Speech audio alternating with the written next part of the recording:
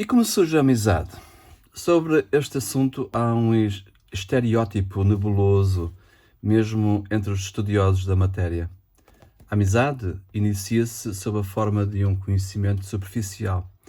Depois, os dois conhecem-se, frequentam-se, estabelecem entre eles relações amigáveis. Compreendem-se cada vez melhor, trocam favores, ajudam-se nos momentos da dificuldade e assim, pouco a pouco, tornam-se amigos. Esta descrição é totalmente falsa.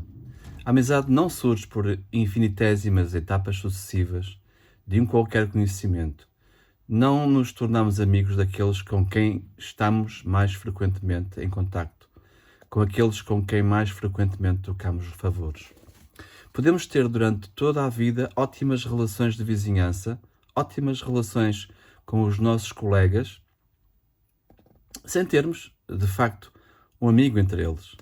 Pelo contrário, poderemos considerar nosso amigo ou nossa amiga uma pessoa que vimos uma ou duas vezes apenas e que mora longe, mas só com eles nos sentimos à vontade e somos levados a expressar o melhor de nós próprios. A amizade começa como um ato sem continuidade, um salto. É um momento em que sentimos uma forte simpatia, um interesse, sentimos uma afinidade em relação a uma pessoa. Se já a conhecíamos há algum tempo, é como se a víssemos de uma maneira diferente pela primeira vez. Chamaremos encontro a esta experiência. O encontro é sempre inesperado, revelador. Com a grande maioria dos nossos conhecimentos, nunca daremos este primeiro passo na estrada da amizade. Poderemos estar juntos toda uma vida, porém nunca se verifica aquele contacto, aquela centelha por causa da qual somos atraídos por ele e desejamos encontrar-nos de novo, para continuarmos qualquer coisa que começamos. A amizade constitui-se através de uma sucessão destes encontros, cada um dos quais continua o precedente. Quando, mesmo depois de muito tempo, encontramos de novo o nosso amigo, é como se o tivéssemos deixado apenas há um instante. Podemos retomar a conversa interrompida. O que surpreende no encontro é que a conversa já não se detém sobre o que dissemos anteriormente. Cada encontro é diferente, sobre uma nova estrada, abre-nos novas perspectivas. Se uma amizade é verdadeira, isso repetir-se-á inúmeras vezes. A amizade é uma filigrana de encontros. Ninguém sabe antecipadamente se haverá ou não um encontro. O encontro é sempre imprevisível, inesperado, como a felicidade, que já não está onde a procuramos, onde a esperamos, como caçadores em guarda. Se procuramos ansiosamente a felicidade, se a queremos, encontramos mais frequentemente a desilusão ou o aborrecimento. A felicidade aparece de improviso, quando não pensamos realmente nela, como se nos seguisse e esperasse para se revelar, que estivéssemos distraídos. O encontro é em si mesmo um momento de felicidade, de grande intensidade vital. É o momento em que compreendemos algo de nós próprios e do mundo. No encontro, sentimos que a outra pessoa nos ajuda a caminhar na direção correta. Podemos senti-lo, mesmo que entre nós não haja identidade de opiniões, mesmo que sejamos diferentes como formação mental. Antes, o outro deve ser um pouco diferente. No encontro, esta ou essa diversidade é preciosa, até porque dá uma nova perspectiva. Sozinhos, não teríamos seguido naquela direção. Uma nova perspectiva constitui até uma confirmação da correção daquilo que tínhamos pensado. Cada um, portanto, ajuda o outro a descobrir aquilo que é para si essencial e a aproximar-se-lhe um pouco mais. A afinidade profunda que sentimos com o outro durante o encontro não resulta do facto de que o outro procura exatamente as mesmas coisas que nós, que tem as mesmas metas que nós e os mesmos desejos que nós. O encontro não é reconhecer uma identidade ou uma semelhança, é apercebermos-nos de que o outro nos completa e que nós o completamos. Porém, não é também uma complementaridade devido ao facto de ele ter alguns conhecimentos que eu não tenho e vice-versa. No entanto, duas pessoas diferentes conseguem ver do mesmo modo a mesma realidade. O encontro é fazer um pedaço de estrada em conjunto, em direção à própria identidade, em direção à descoberta daquilo que, para cada um, é a coisa mais importante. No encontro, nós e o outro descobrimos que estamos lado a lado contra uma dúvida ou um inimigo. Encontramo-nos na mesma situação dos companheiros de caça ou dos irmãos de armas durante a guerra. O outro está conosco, não por interesse ou por cálculo, mas porque é essa a sua natureza, porque deve percorrer aquela estrada. O encontro é a sinergia de duas trajetórias vitais, de dois destinos. O encontro é um acontecimento sem continuação, um grumo de tempo. Do ponto de vista da amizade, são estes momentos de imensa intensidade vital que têm importância. Aquilo que acontece nos intervalos não conta. Neste período, nós podemos até nem sequer pensar no amigo. Este facto mostra a diferença radical entre o encontro e o enamoramento, ainda que o enamoramento possa começar com um encontro. Mas a sua natureza revela-se no intervalo, quando sentimos a necessidade espasmódica de encontrar de novo a pessoa que tínhamos começado a amar. Mesmo quando pensamos termos-nos desembaraçado daquela ideia fixa, mesmo quando dizemos, enfim, já não penso mais nele, na realidade a pessoa amada está sempre presente. Os nossos pensamentos, para onde quer que vão, levam-nos sempre a ela. Por outro lado, queremos estar com ela, estar-lhe o mais próximo possível, até estarmos abraçados a ela, sem nada no meio, nem mesmo a roupa. O amor erótico, antes de ser desejo sexual, é desejo de fusão mental e física. No encontro que produz a amizade não surge essa necessidade espasmódica. Estamos bem cientes de que o encontro foi significativo, mas não desejamos prolongá-lo indefinidamente. Sabemos que a sua natureza é descontínua. Isto não quer dizer que não desejemos encontrar novamente o amigo. A simpatia de um encontro projeta-se no futuro. Quer voltar a encontrar o objeto. É sempre empenho, promessa, é sempre um até breve. Nenhuma relação importante acaba. Mesmo a amizade é para sempre. Como se nós, naquele momento, não devêssemos sentir necessidade de continuidade.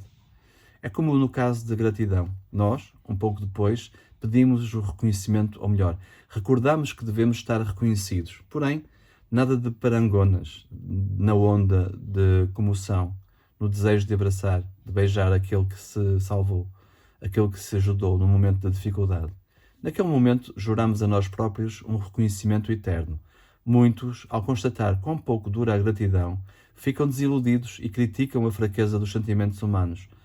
À parte isto não ser, portanto, tão verdadeiro, o facto de o reconhecimento invadir o futuro é uma qualidade intrínseca do valor do sentimento.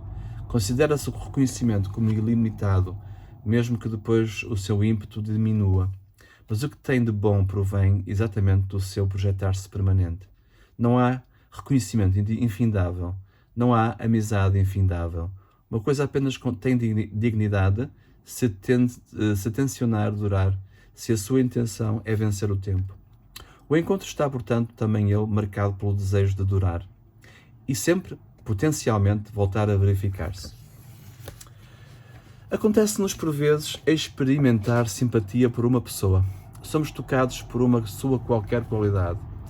Percebemos intuitivamente que podemos sentir-nos bem juntos, que qualquer dos dois pode dizer ao outro coisas essenciais. E, no entanto, quando nos encontramos uma segunda vez, esta possibilidade não se realiza. Embora estando extremamente bem dispostos em relação um ao outro, não conseguimos abrir-nos ou apenas nos encontramos superficialmente. Podemos até fazer um esforço, mas é inútil. Temos então uma sombra de desilusão. Tínhamos entrevisto qualquer coisa, mas desapareceu. O encontro é transferido para outra ocasião. A amizade é paciente. Há, no entanto, casos nos quais, quando encontramos pela segunda vez aquela pessoa, Sabemos com certeza que nada temos a dizer-nos. Acontece por vezes com alguém que se encontrou no comboio e com quem falamos de forma febril, ou talvez em férias, quando sentimos uma atração recíproca. Terá por isso sido um encontro verdadeiro e real, mas mudadas as circunstâncias, modificado o tipo de problema em que mergulhamos, os nossos sentidos vitais afastaram-se e já não nos podemos encontrar lado a lado para explorar um território desconhecido. Esta experiência de vazio, de desilusão, acontece mesmo com conhecidos, com pessoas com quem temos relações de caráter amigável, com aqueles que habitualmente chamamos precisamente amigos. Geralmente não estamos em condições de passar um dia inteiro sozinhos com eles. Ou, se o fazemos, evitamos falar de certas coisas, não dizemos o que pensamos, não procuramos um diálogo profundo. Recorremos ao nosso repertório de assuntos banais ou técnicos que não trazem problemas a quaisquer ou qualquer dos dois. Por vezes, no entanto, percebemos que precisamos de confiança, de intimidade.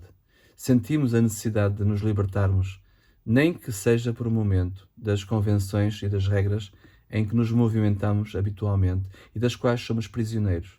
Temos necessidade de ser nós próprios, de uma forma mais verdadeira, de sermos autênticos. Não sabemos o que somos. Somos uma multiplicidade de pessoas, de desejos, de aspirações. Alguém que fala através da nossa própria boca, que se apresenta sob aquele mesmo personagem que chamamos eu. Quando temos este desejo, abrimos-nos com qualquer dos nossos conhecidos, com aquele que nos parece mais próximo, com aquele com quem uma vez nos tínhamos encontrado, mas não nos compreendemos, não lhe interessam os nossos problemas. Então a desilusão é enorme e sentimos-nos sós. Por que é tão importante o encontro? Porque é um momento de autenticidade, porque é o aparecimento de um sentido, é o ordenamento da multiplicidade, do desordenado. Os pequenos passos são diferenciações. Nós diferenciamo-nos interiormente, assim como a sociedade se diferencia objetivamente com o desenvolvimento científico, técnico ou económico. A autenticidade é o momento de síntese que ordena, em que hierarquiza. A autenticidade é uma experiência global de complementaridade. Embora surja num instante e dure apenas um instante, abarca a diversidade caótica da nossa vida e dá-lhe ordem, confere-lhe significado. Autêntico é aquilo que não necessita explicações, aquilo que está bem por si só, tal como é. A autenticidade não é, portanto, um sentimento fugaz, enganador. É o momento no qual reconhecemos a nossa identidade. A experiência da autenticidade corresponde ao arrumar da casa, à queda da interioridade. Então, reordena-se até aquilo que ficou por satisfazer, os desejos que estavam em suspenso. Cada um de nós é um turbilhão de desejos, com um núcleo ardente no seu centro. No encontro tocamos de qualquer forma esse núcleo central de nós próprios. Damos uma resposta àquilo que interessa, que é, pois, a eterna questão de onde vimos, onde estamos e para onde devemos ir. O amigo é aquele que nos faz sempre entrever a meta e faz connosco uma parte do caminho. Do encontro com o amigo espero sempre, portanto, uma revelação. O amigo abre-nos a porta que eu queria abrir. Abre-me a porta que eu queria abrir. Por vezes é o sábio que me diz uma verdade reconfortante,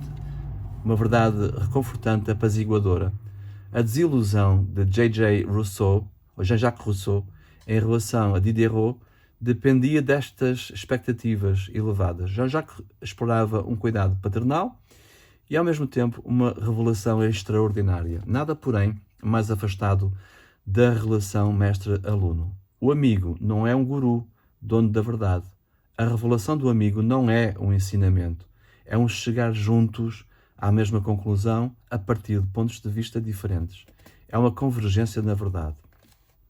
Valorizar significa escolher aquela parte de nós na qual nos reconhecemos, da qual dizemos sim, é verdade, este sou eu, mesmo, aquilo que quero ser.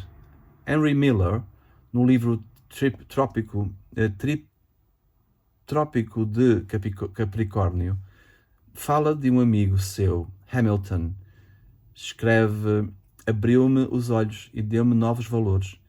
E embora depois tenha perdido a visão que me tinha dado, no entanto, nunca mais voltei a ver o mundo ou os meus amigos como os tinha visto antes da sua chegada. Hamilton mudou-me completamente, como apenas o pode fazer um livro extraordinário, ou uma experiência extraordinária, ou uma personalidade extraordinária. Pela primeira vez na minha vida, qualquer coisa pode ser a experiência de uma amizade vital, sem todavia me sentir servil ou obrigado por via daquela experiência. Mas depois de nos separarmos, senti a necessidade da sua presença efetiva. Ele tinha-se dado completamente e eu possuí-o sem o ter possuído.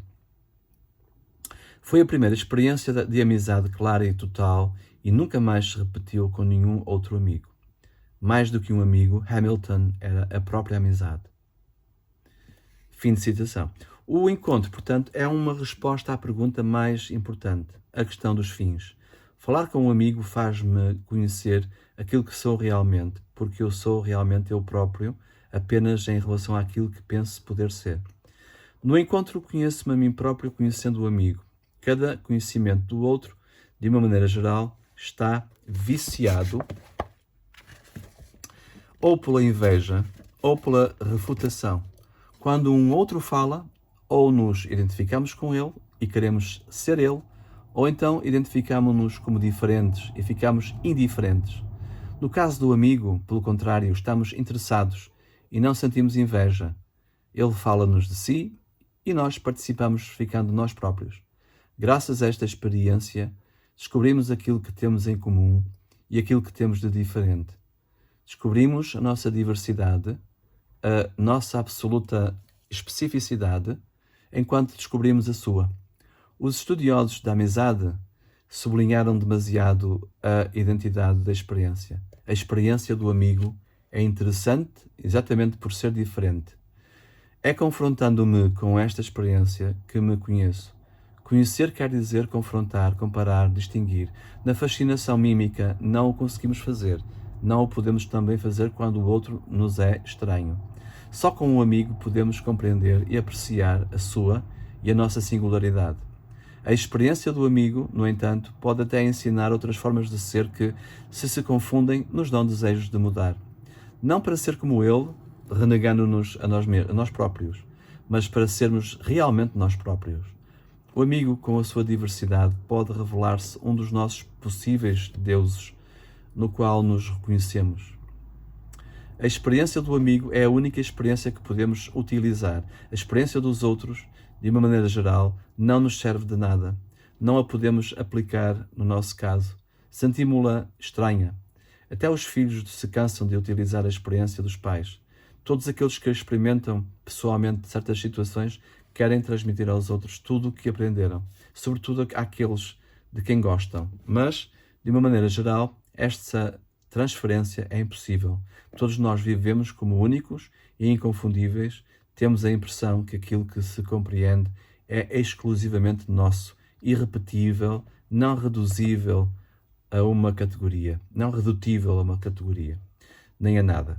Sentimos-nos livres, capazes de modificar as situações mais adversas, de ser bem-sucedidos onde os outros falharam. A experiência dos outros, portanto, não tem valor. Na realidade, nós não conseguimos tampouco utilizar a nossa própria experiência. Repetimos os mesmos erros, metemo-nos nas mesmas situações, tornamos a fazer as mesmas asneiras como se seguíssemos o mesmo modelo. Até ao refletir sobre o nosso passado, não somos objetivos, deformamos a recordação, falsificámo-la, embelezámo-la ou piorámo-la. As nossas recordações são uma teia de fantasias, de desforras, de uma teatralização. Mas quando falamos com um amigo, não somos o public relations de nós próprios, somos sinceros. O amigo, por outro lado, não nos engana, fala-nos com verdade. E nós acompanhámo-lo com imparcialidade, compreensivos e lúcidos. Desta maneira, os fantasmas, o teatro, desvanecem-se.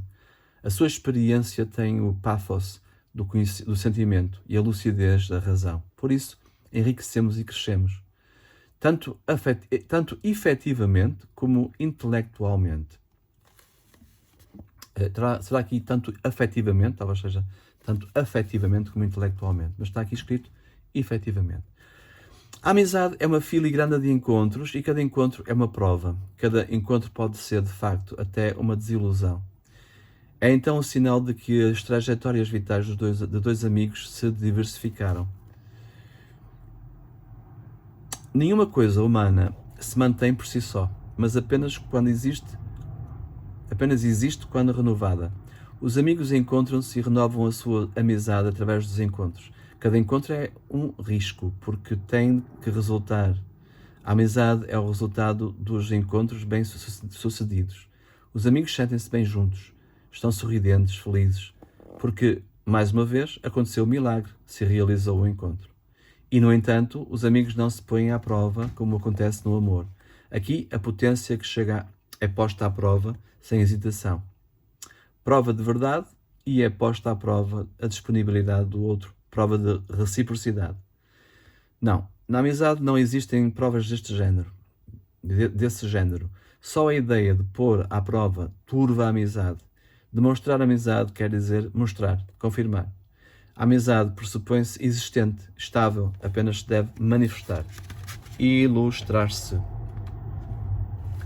O amor, ao contrário, pode valer ou não, ser uma paixão devoradora ou uma mentira, um convulsionamento radical ou uma infatuação passageira. Pode até ter-se já transformado em ódio, por isso se põe à prova. No entanto, até a amizade tem crises. Não é algo que possa ser considerado adquirido para sempre. Sofre crises, como cada relação interpessoal, como acontece até no amor entre pai e filho ou entre cônjuges. A crise quer dizer que um se sente inseguro da amizade do outro, talvez traído, incompreendido. Superar a crise quer dizer que o outro nos compreende de novo profundamente e nós o compreendemos. Porque na crise até nós entendemos mal, agredimos, queremos romper. A crise nasce sempre de uma desilusão e tende a tornar-se combate mortal. Se o amigo é aquele que nos faz justiça, crise quer dizer que até ele foi injusto. Nunca esperaria semelhante coisa de um amigo, dizemos. De uma pessoa que não fosse meu amigo, poderia esperar uma falta de boa vontade. Nós estamos convencidos de que, se existe realmente boa vontade, mentalidade aberta, honesta e favorável, então poderemos ser compreendidos. A incompreensão é um sintoma inconsciente de desinteresse, de desprezo ou até de agressividade. Por isso, então, se não somos compreendidos por um amigo, quer dizer que não é amigo, que não nos queria bem. A crise apenas pode ser resolvida num encontro. A este tipo de encontros entre amigos dá-se o nome de esclarecimento. Mas não é um simples esclarecimento conceitual.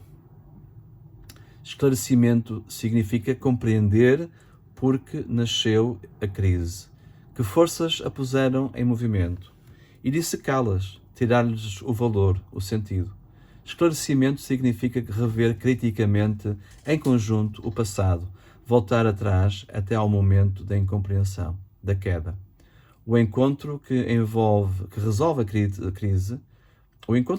crise supera essa história passada, renova a sequência dos encontros e faz dar mais um passo em frente. Superar uma crise significa sempre como que superar mesmo uma maneira de ser.